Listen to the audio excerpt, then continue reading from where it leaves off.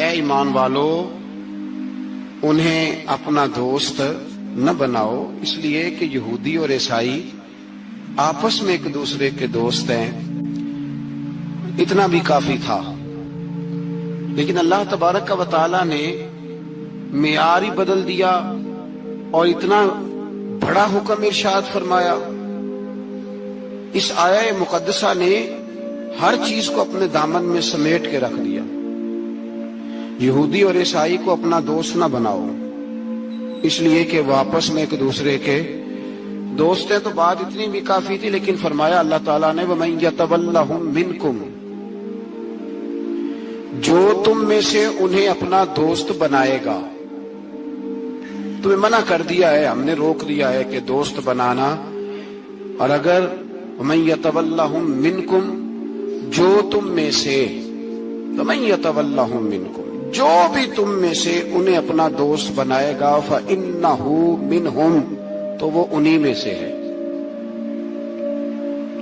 تمہیں بتا دیا ہے کہ دوست یہودی اور عیسائی کو کبھی دوست بنانا، اور اگر بناؤ گے تو پھر تم، اور پھر جو قرآن مجید نے بات اس آیہ مقدسہ کو جو ختم فرمایا تو فرمایا ان اللہ لا یہدی القوم الظالمین، بے شک اللہ ظالموں کی قوم کو ہدایت نہیں دیتا۔ ظلم کرنے والوں کے نصیب میں ہدایت نہیں ہوتی، وہ ظلم کرتے رہتے ہیں اور انہیں سمجھایا جائے تو مانتے بھی نہیں، اس لیے کہ ہدایت ان کا نصیب نہیں ہوتی۔ میرے بھائی، دنیا میں بد نصیب ہے وہ شخص جو غلطی کرتا ہے اور پھر مانتا بھی نہیں، اور دنیا میں کم ظرف ہیں وہ لوگ، کم ظرف جو اپنے ظالم ہونے کے باوجود ظلم پر وضاحتیں پیش کرتے ہیں، اپنی غلطیوں کا اعتراف کرنے کی بجائے ان پر دلیلیں دیتے ہیں، چھوٹے ظرف کے لوگ۔ اللہ تبارک و تعالیٰ نے فرمایا یہودی اور عیسائی کو کبھی دوست نہ بنانا۔ میرے بھائیوں، میرے بزرگوں، میرے دوستوں، ہمارا دین تعصب سے پاک ہے لیکن تسلب کا حامی ہے۔ تعصب کا مطلب یہ ہوتا ہے کہ کہنا مار دو دوسرے کو، برداشت ہی نہ کرو، اور تسلب کا مطلب یہ ہوتا ہے کہ اپنے دین میں پختہ ہو جاؤ، اپنے دین میں پکے ہو جاؤ۔ اب ہم ہر روز نماز کی نیت باندھتے ہیں، اللہ اکبر، سورۃ فاتحہ پڑھتے ہیں، اہدنا الصراط المستقیم صراط الذین انعمت علیہم، اتنی بھی بات بڑی تھی، کافی تھی۔ اے اللہ ہمیں صراط مستقیم پہ چلا اور ان لوگوں کے رستوں پہ چلانا جن پر تو نے انعام کیا، بڑی بات تھی، مثبت بات ہو گئی، منفی بات کی ضرورت نہ تھی۔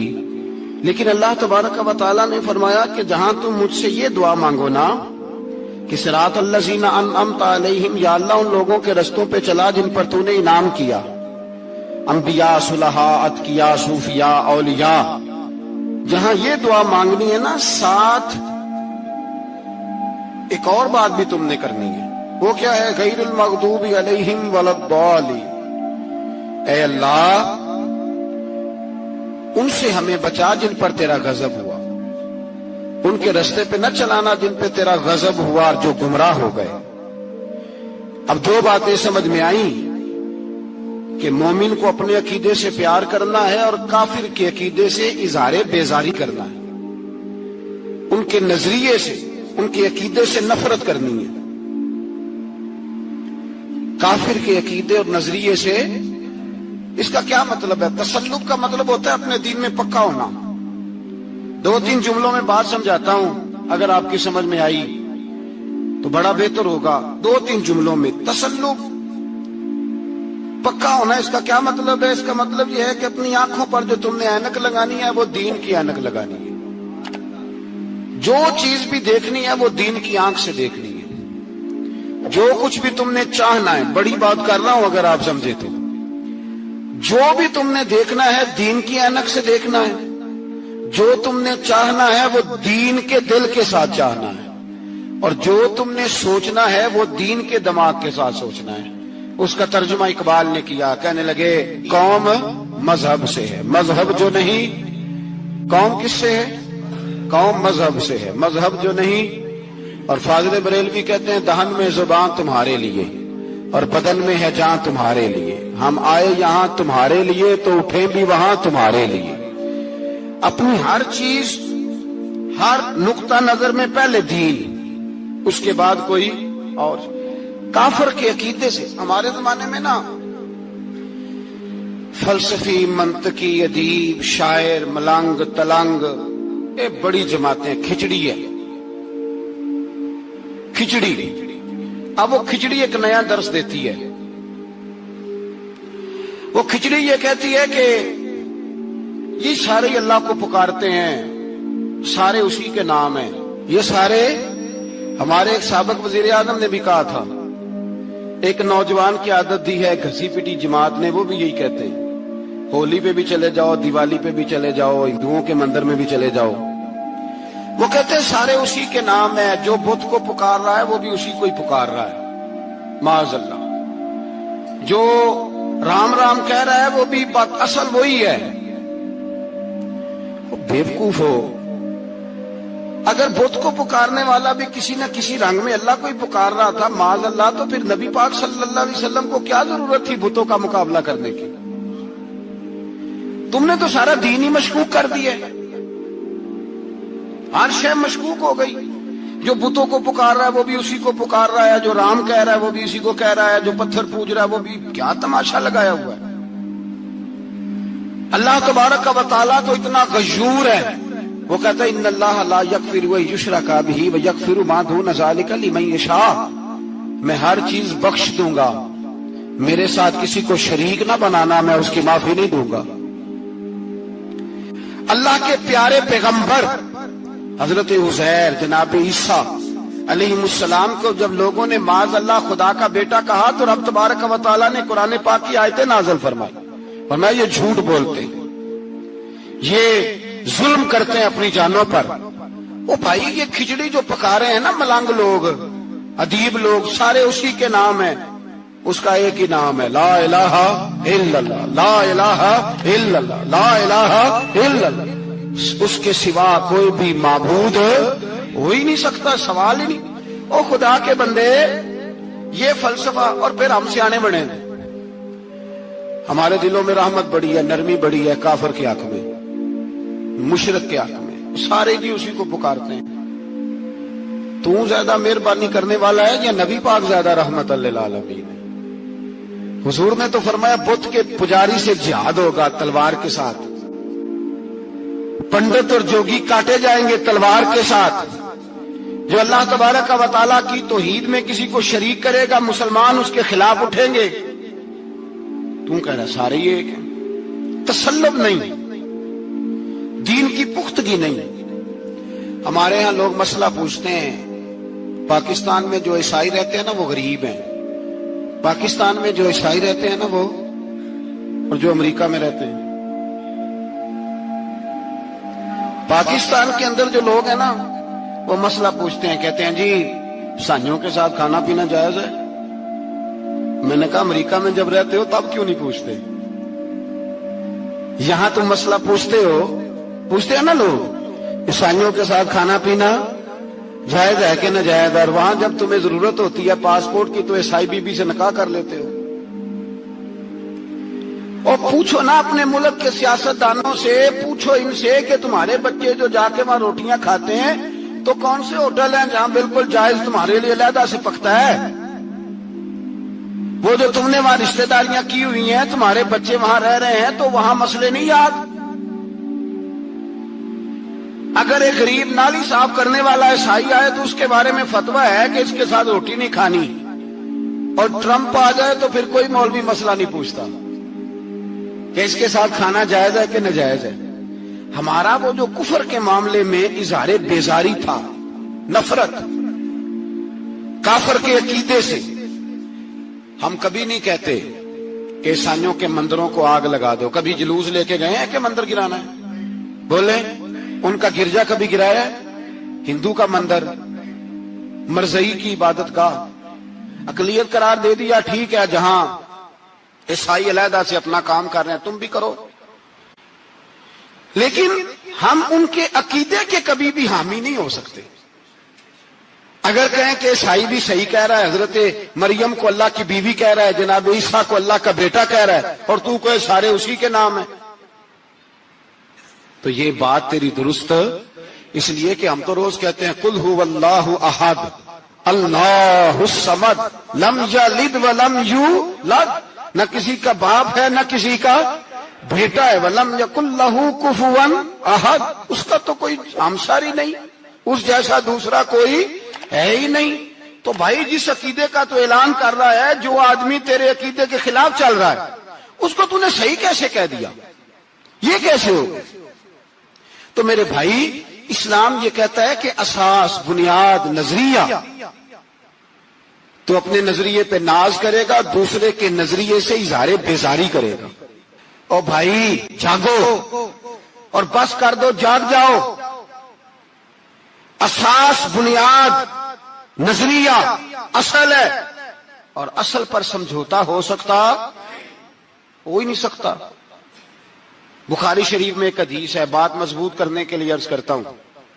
حضرت یحییٰ ایک تابعی بزرگ ہیں، وہ کہتے ہیں حضرت عبداللہ ابن عمر رضی اللہ تعالیٰ عنہ میرے پاس آئے تو میں نے ان سے کہا حضور ہمارے محلے میں ایک جماعت رہتی ہے مسلمانوں کی، وہ نمازیں بھی پڑھتے ہیں، روزے بھی رکھتے ہیں، زکوٰۃ بھی دیتے ہیں، حج بھی کرتے ہیں، بس تقدیر کو نہیں مانتے، صرف ایک چیز کے انکاری ہیں، تقدیر کے۔ تو کیا حکم ہے؟ تو آپ فرمانے لگے ان سے کہہ دو کہ ہمارا تمہارا کوئی تعلق نہیں، ان سے کہہ دو ہمارا تمہارا کوئی رشتہ نہیں، ہمارا تمہارا کوئی کسی قسم کا رابطہ۔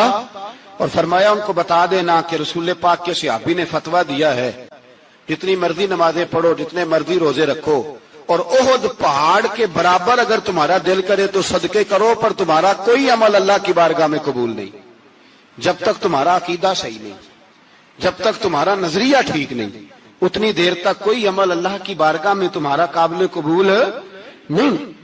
اساس پر، بنیاد پر کوئی سمجھوتا ہو سکتا؟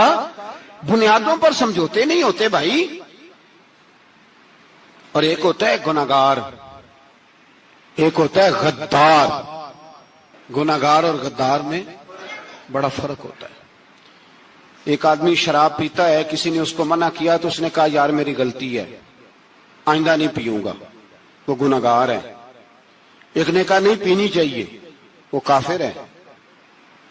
ایک نماز نہیں پڑھتا، اس کو کہا پڑھ، بہانے لگاتا ہے کپڑے نہیں صحیح، رمضان سے شروع کروں گا، کوشش ہے بس، وہ گناہگار ہے۔ ایک کہتا ہے نماز پڑھنی نہیں چاہیے، وہ کافر ہے۔ ایک کے جیب میں پیسے تھے، حج کرنے نہیں گیا، بہت بڑا گناہ کیا۔ ایک کہتا ہے حج کرنا ہی نہیں چاہیے، وہ کافر ہو گیا۔ او بھائی گناہگار اور ہوتا ہے، غدار، دونوں میں فرق ہے۔ اب تو غداریاں ہو رہی ہیں، سرے عام حملے ہو رہے ہیں، حکومتوں پر پریشر ہے۔ یورپ ایک منٹ سے پہلے مرزئی کو ویزا دیتا ہے، قادیانی کو ویزا دیتا ہے۔ یہ سپر کافر ہیں قادیانی اور مرزئی، اور بڑی ذمہ داری سے کہہ رہا ہوں، یہ کل بھی کافر تھے، آج بھی، کل بھی کافر تھے اور آج بھی، اور قیامت تک۔ اور اگلی بات سن لو، من شکا فی کفر ہی فقد کفر، جو ان کے کفر میں شک کرے وہ بھی کافر ہے۔ سن لو یہ فتویٰ دے دینا بے شک جس کو مرضی۔ من شکا فی کفر ہی فقد کفر، جس بندے نے مرزئی کے، قادیانی کے کافر ہونے میں شک کیا وہ بندہ بھی پکا کافر ہے، پیٹا کافر ہے جس نے ان کے کافر ہونے میں۔ جڑے آکر سانو پتہ ہی نہیں لگا اسی کی کر بیٹھے، ان کے لیے کوئی قانون نہیں۔ وہ جس نے کہا ہے نا مرزئی اس کا قانون بدلنا ہے، اس کو ایک پرچی تیری میری بھی شامل ہے۔ ایسے نہ کہنا کہ وہ بڑے بے ایمان نکلے، کافر نکلے، تو نے بھی ٹھپا لگایا ہے، تو ساتھ ہے، تو شامل ہے۔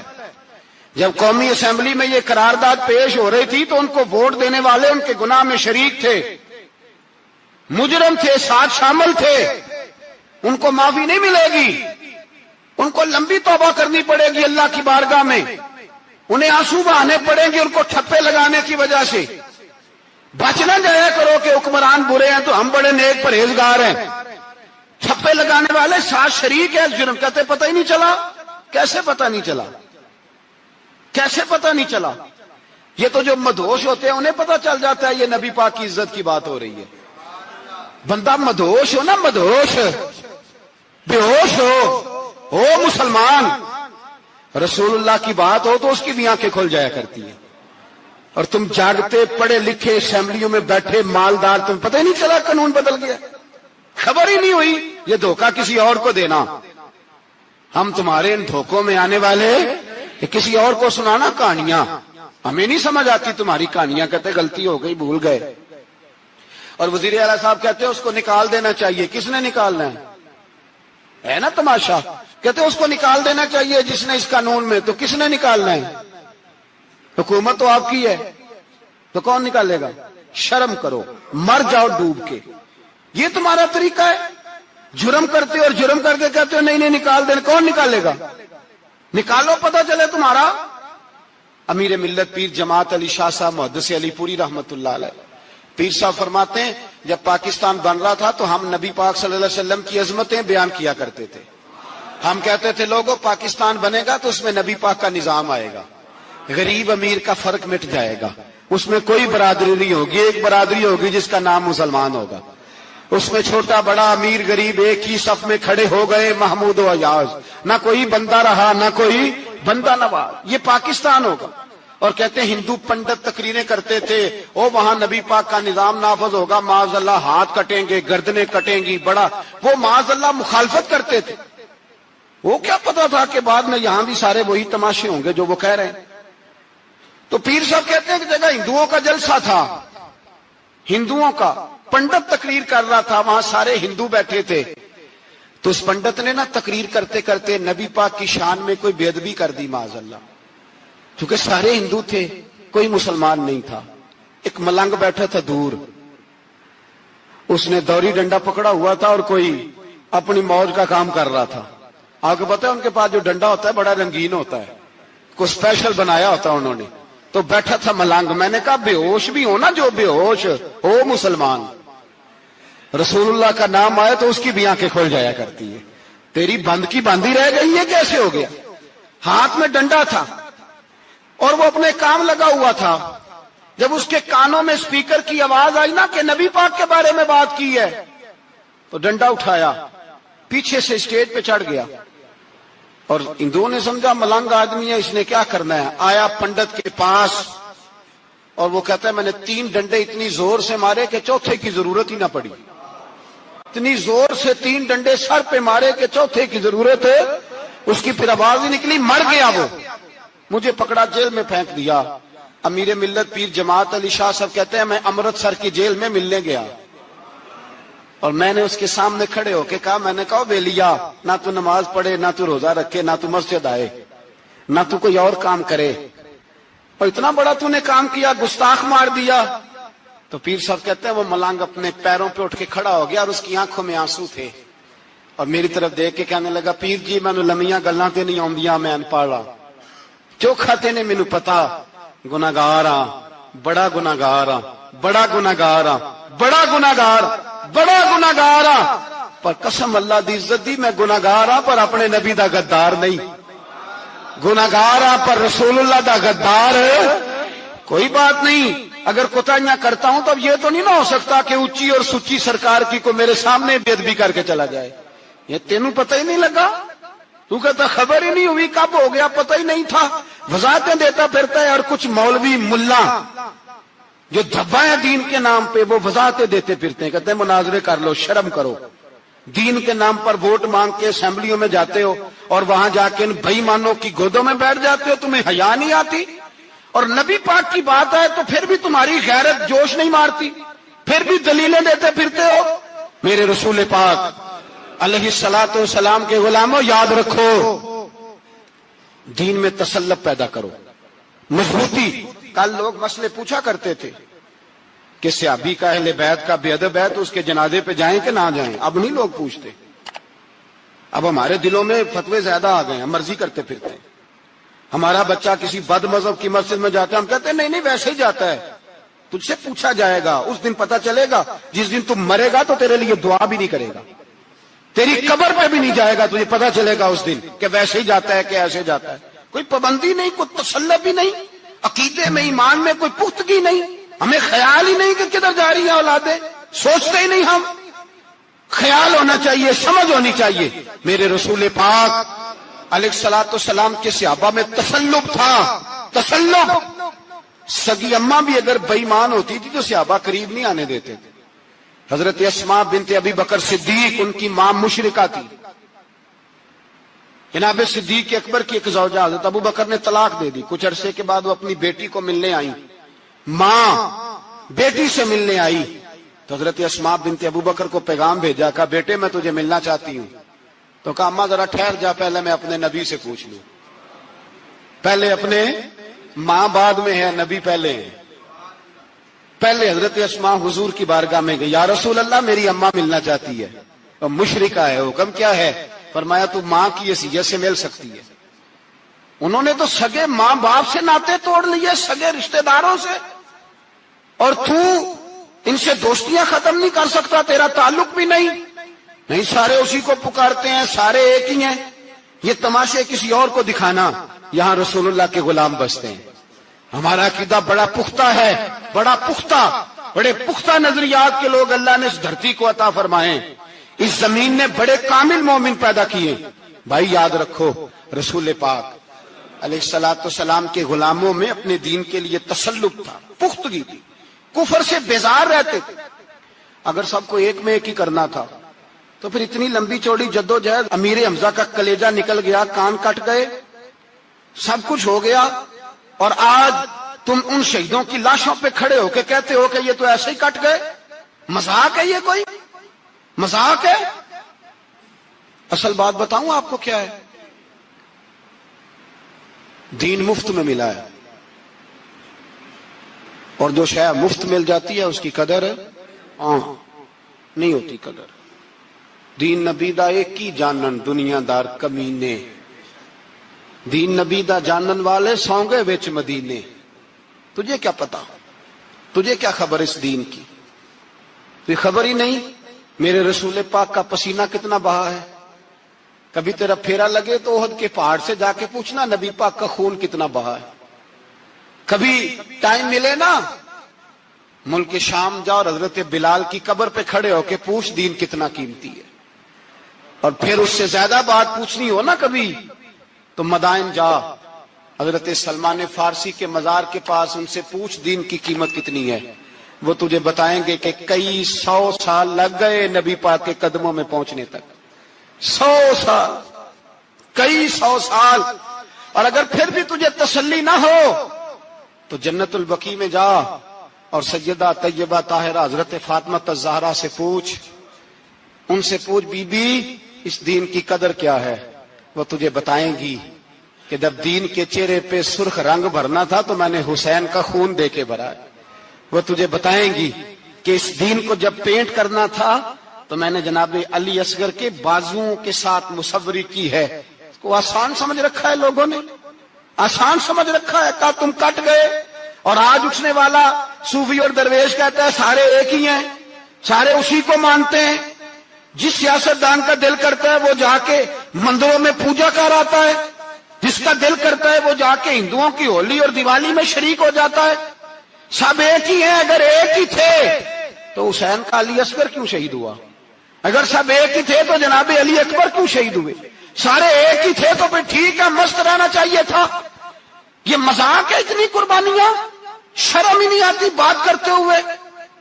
جاگو اور اپنے دین کو سمجھو. میرے رسول پاک علیہ الصلوۃ والسلام نے جو دین دیا اس میں تسلب ہے، تسلب، کفر سے بیزاری. کتنی بیزاری؟ حضرت ام حبیبہ رضی اللہ تعالیٰ عنہ ام المومنین ہے، یہ ہماری اماں ہیں. ماؤں کے نام تو بچوں کو آنے چاہیے نا. یہ مومنوں کی ماں ہیں، ابو سفیان کی بیٹی ہیں. حضرت ابو سفیان رضی اللہ تعالیٰ عنہ کی بیٹی نبی پاک کی زوجہ ہیں. جناب امیر معاویہ رضی اللہ تعالیٰ عنہ کی سگی بہن حضور کی زوجہ تھی. بہت بڑے امیر باپ کی بیٹی تھی.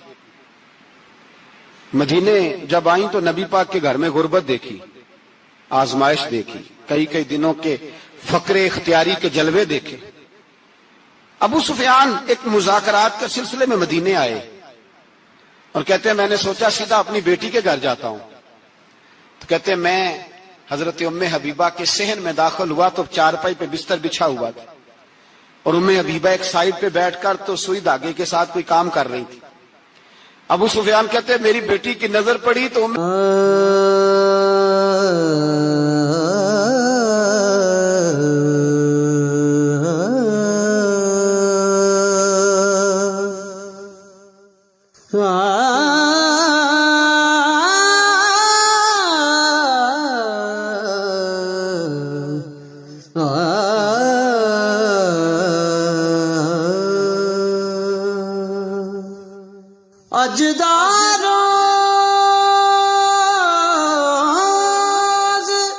हबीबा जल्दी से उठी, उठ के बिस्तर जो चारपाई पे बिछा हुआ था वो बिस्तर उठाया, लपेटा, अंदर ले गई। बाद में बाहर आई तो मैंने बेटी के सर पे हाथ रखा। मैंने कहा बेटी मैं समझ गया हूं, बिस्तर पे मेरी नजर पड़ी है, लगता है कई साल पुराना है, पेबंद भी लगे हुए हैं, तो इसलिए अंदर रखा ही है कि पुराने बिस्तर पे बाप को बिठाऊंगी, इसलिए रखा ही है। तो बेटी अमीर घर से आए तो गरीब घर में उसकी शिकायतें खत्म नहीं होती, पर दीन के साथ तसल्लुब उम्मुल मोमिनीन का, पुख्तगी और कुफर से बेजारी। कहने लगी अब्बा जी अभी आप काफिर है ना, तो आपकी सोच अभी बदली नहीं। मैं इसलिए नहीं बिस्तर अंदर रख के आई कि आपके काबिल नहीं था, मैं तो इसलिए रखा यूं कि वो मेरे नबी का पाक बिस्तर है और आप नापाक हैं। वो पाक बिस्तर है, इन्नमल मुशरिकून नजस, मुशरिक नापाक होता है, बाप होना अलग बात है, लेकिन मेरे दिल में बाप की कदर बाद में है मेरे दिल में, और रसूलुल्लाह के बिस्तर की कदर पहले है। रसूलुल्लाह की नहीं, रसूलुल्लाह के बिस्तर की कदर है कि बाप बैठ ना जाए। इतनी नफरत मुशरिक से, इतना इजहार, वो बाप भी हो तो इतनी नफरत। लोगों ने पेचे डाले हुए हैं प्यार के, मोहब्बत की पींगे चढ़ा रहे हैं और सारे ये कहेंगे सब सही है, और हमारे दिलों में नरमी। हमारा अपना जवान बाहर जाता है, वो ये नहीं देखता कि मैं जिससे शादी करने लगा हूं नेशनैलिटी ज्यादा जरूरी है कि ईमान, पैसे ज्यादा जरूरी कि ईमान, दीन ज्यादा जरूरी कि दौलत। अजीब तमाशा है, बेचते फिरते हैं, फार सेल कर दिया मजहब को, तसल्लुब ही नहीं, वो ख्याल ही नहीं, तवज्जो ही नहीं हमारी।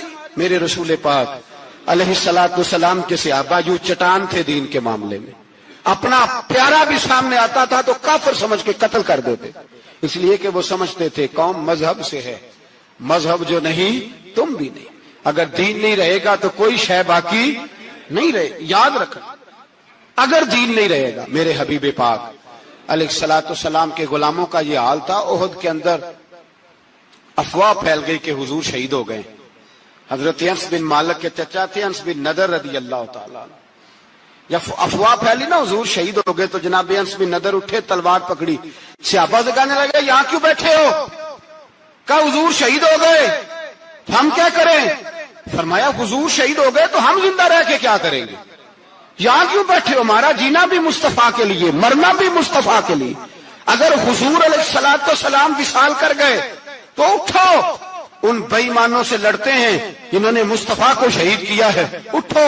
हजरत अनस बिन नदर मैदान में निकले, इस तरह लड़े कि सहाबा कहते हैं ना जख्मों की परवाह, तीर बरसते रहे परवाह ही कोई नहीं, तलवारें चलती रही परवाह ही कोई नहीं, उनके वजूद पर नेजों के जख्म आते रहे परवाह ही कोई नहीं। हजरत अनस बिन नदर इतना लड़े कि शहीद हो गए, और जब शहादत के बाद उनकी लाश देखी तो 80 जख्म नजर आए, तलवारों के, नेजों के 80 जख्म। हुजूर के लिए उन लोगों ने जाने दे दी, परवाह ही नहीं की। यहां इस मसले को हमारे यहां लोग समझते ही नहीं। खत्म नबुव्वत का मसला बड़ा हसास मसला है। मा कान मुहम्मदुन अबा अहदिन मिर रिजालिकुम वलाकिन रसूलुल्लाह व खातमन नबिय्यीन। हम खत्म भी पढ़े ना किसी का तो उसमें भी खत्म नबुव्वत वाली आयत पढ़ते हैं, इसलिए कि ये बुनियादी मसला है। हम लोगों को बताते हैं कि जो मरने वाला गया है ना दुनिया से, वो नबी पाक की खत्म नबुव्वत का ऐलान करता हुआ गया है।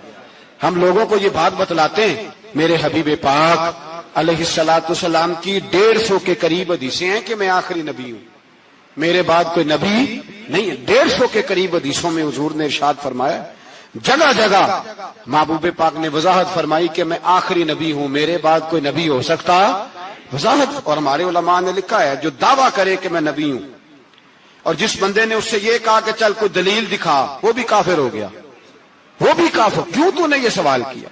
یہ حساس نوعیت کا مسئلہ ہے۔ میرے رسول پاک علیہ السلام کے غلاموں نے ایک پیغام دیا ہے ہمیں، اس پیغام کو یاد رکھنا۔ حضرت سعد بن ربیع رضی اللہ تعالیٰ عنہ کو احد کے میدان میں اتنے زخم لگے کہ اٹھا نہیں جاتا تھا۔ نبی پاک صلی اللہ علیہ وسلم نے فرمایا جاؤ کو میرے سعد بن ربیع کا پتہ کرو وہ کہاں ہے۔ صحابہ آئے تو فرماتے ہیں جب ہم ان کے پاس پہنچے تو ان کی روح پرواز کر رہی تھی، آخری لفظ انہوں نے ادا کیے، کہنے لگے ادھر آؤ صحابہ، ادھر آؤ، میری وصیت سن لو۔ ہم قریب گئے، ہم نے کہا شاید بچوں کے بارے میں، اولاد کے بارے میں، گھر کے بارے میں کوئی وصیت کریں گے۔ تو حضرت سعد بن ربیع نے وصیت فرمائی، کہنے لگے جا کے نبی پاک کے غلاموں کو میرا پیغام دے دینا، جا کے امت مسلمہ کو میرا پیغام دے دینا کہ مسلمانوں اگر تم میں سے ایک بھی زندہ ہوا اور نبی پاک کی ناموس پر کوئی حرف آیا تو پھر اللہ کی بارگاہ میں تمہارا کوئی عذر قبول نہیں کیا جائے گا۔ یہ میدان احد میں سر سے لے کر پاؤں تک زخم لگے ہوئے ایک صحابی کا پیغام ہے امت مسلمہ کے نام۔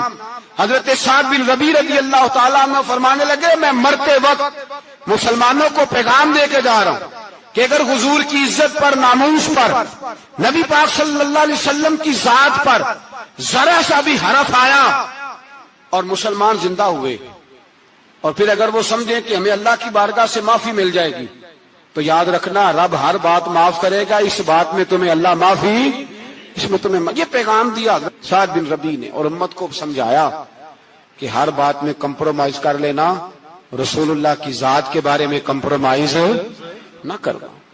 جب سے مرزائیوں کو ان سپر کافروں کو اقلیت قرار دیا گیا ہے، اس کے بعد کسی مرزائی کی عبادت گاہ جلائی ہے مسلمانوں نے؟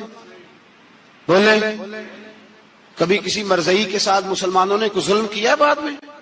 ٹھیک ہے اپنی عبادت کر رہے ہیں جس طرح بھی کر رہے ہیں، باقی اقلیتیں بھی رہیں۔ کبھی دوبارہ علماء نے یہ تحریک چلائی ہے کہ انہیں پاکستان سے نکالو، یہ کیوں بستے ہیں یہاں؟ اقلیت ہے تو رہنے دو، جو بے ایمان ہے، کافر ہے، اسے گھسیٹ کے دین میں کیوں لاتے ہو جب وہ آنا نہیں چاہ رہا؟ انہوں نے اس کانے بے ایمان کو نبی مانا ہوا ہے، وہ اس کو پیغمبر مانتے ہیں، کبھی ذلی نبی مانتے ہیں، کبھی بروزی نبی مانتے ہیں، پوری دنیا میں نیٹ ورک بنایا ہوا ہے، ہر جگہ ڈنڈورا پیٹتے پھرتے ہیں۔ وہ کہتے ہیں خاتم النبیین کا معنی یہ ہے کہ نبی پاک تو مہرے لگانے آئے ہیں، بڑے نبی آ سکتے ہیں۔ ان کا عقیدہ یہ ہے کہ مرزا مستقل نبی نہیں تھا، وہ حضور کا سایہ بن کے آیا تھا۔ وہ معاذ اللہ جس نبی کا اللہ پاک نے ظاہری حیات میں سایہ نہیں بنایا، یہ کانا سایہ بنے گا نبی پاک کا؟ اس بے ایمان کو وہ اپنا پیشوا مانتے ہیں۔ چلو چھوڑو، جو کافر کو اپنا پیشوا مانے وہ بندہ صحیح ہوتا ہے؟ چلو نبی نہ بھی مانے، پیشوا مانے، وہ صحیح ہوتا ہے؟ اتنے پکے بے ایمانوں اور کافروں کو تم لوگوں نے گنجائش دینے کے لیے صرف مغربی یہ جو بنانا چاہتے ہیں نا، یہ اپنے اوپر سے لیبل اتارنا چاہتے ہیں کہ نہیں جی نہیں ہم تو سب کو لے کے، وہ تو کئی دفعہ کہہ چکے ہیں جی سارے اسی کو پکارتے ہیں۔ نہ، سارے اسی کو نہیں پکارتے، اس کو اگر صحیح پکارتے ہیں تو مسلمان پکارتے ہیں، باقی اس کو صحیح پکارتے کہ جھوٹ بولتے ہیں، ملاوٹ کرتے ہیں، شرک کرتے ہیں، کفر کرتے ہیں، اور اللہ کی بارگاہ میں کفر و شرک کی کوئی معافی۔ یہ دنیا کو بتانا چاہتے ہیں نہیں جی نہیں ہم بڑے نرم ہیں، ہم بڑے ایسے ہیں، ہم کوئی نرم نہیں، کوئی نرم نہیں، ہم نرم ہیں رحماء بینہم۔ لیکن اگر عقیدوں کو چھیڑو گے، رسول اللہ کی عزت اور ناموس اور ختم نبوت کو چھیڑو گے، تو اقبال کہتے ہیں ہم بڑے نرم ہیں، اتنے نرم ہیں جیسے ریشم ہوتا ہے، وہ ہلکا ہے یاراں تو بریشم کی طرح نرم، اور رزم حق و باطل ہو تو فولاد ہے مومن۔ پھر ہم نرم نہیں، پھر ہمارے اندر بڑی سختی ہے، بڑی سختی۔ حضرت ابوبکر صدیق سب سے زیادہ نرم تھے، پر ختم نبوت کا معاملہ آیا تو سب سے زیادہ سخت حضرت ابوبکر صدیق ثابت ہوئے، سب سے زیادہ۔ ہم بڑے سخت ہیں، بڑے سخت۔ چیک نہ کیا کرو مسلمانوں کے ایمان کو، ٹٹولا نہ کرو۔ میری آپ سے بھی اپیل ہے کہ ایسے ہی کو بندہ اگر آپ کے گھر آ جائے نا اور آ کے کہے میں فلاں صاحب ہوں، تو روب میں نہ آیا کرو، اس سے پہلے پوچھا کرو یوں تو سید بھی ہو، مرزا بھی ہو، افغان بھی ہو، تم سبھی کچھ ہو، بتاؤ کہ مسلمان بھی ہو۔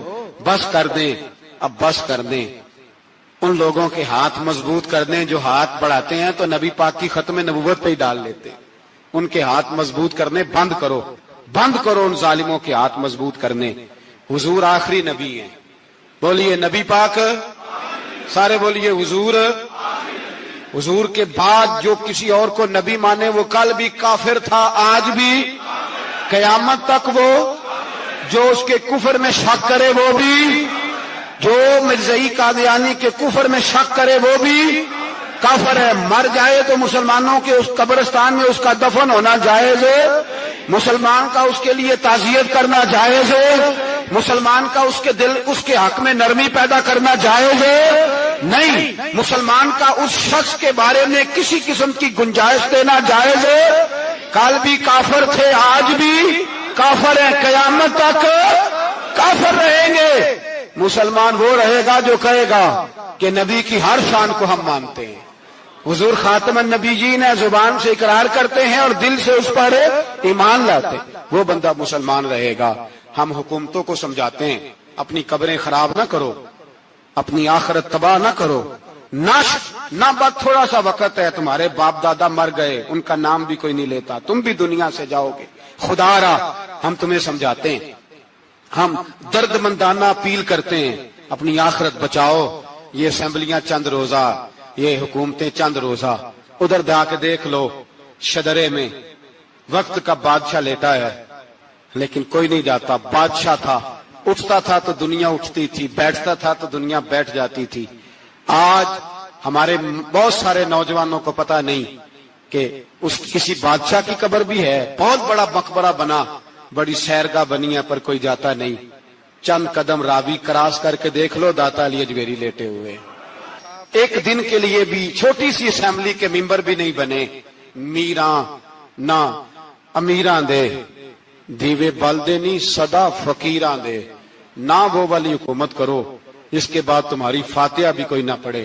اور جا کے دیکھ لے داتا صاحب کی قبر کے چاروں جانب پھٹیاں لگی ہوئی ہیں، سارا دن ساری رات اللہ کا قرآن پڑھا جاتا ہے، دن رات وہاں درود پڑھے جاتے ہیں، ان کو اصالہ ثواب کیا جاتا ہے۔ یہ والی زندگی جی، واپس آ جا، نہ اپنی آخرت خراب کر، بچ جا، وقت کی حکمران لوٹ آ، رسول اللہ کے قدموں میں بیٹھو، اعلان کرو، بغاوت کرو نبی پاک کے دشمنوں کے خلاف، اور حضور کے سچے غلام بن کے جیو۔ اگر سچے غلام بنو گے تو حضرت عمر بن عبدالعزیز کی طرح تمہارے تذکرے ممبروں پہ رہیں گے، اور اگر غداری کرو گے، غداری، تو یزید کی طرح تمہاری اپنی اولادیں بھی تمہارا نام نہیں لیں گی، اپنی اولادیں بھی تمہارے تذکرے چھوڑ جائیں گی۔ یاد رکھنا اللہ کی لاٹھی بڑی بے آواز ہے، کل من علیہ فان، فنا کر دیتا ہے ہر چیز کو۔ دعا ہے اللہ ہمیں سمجھنے کی توفیق عطا فرمائے۔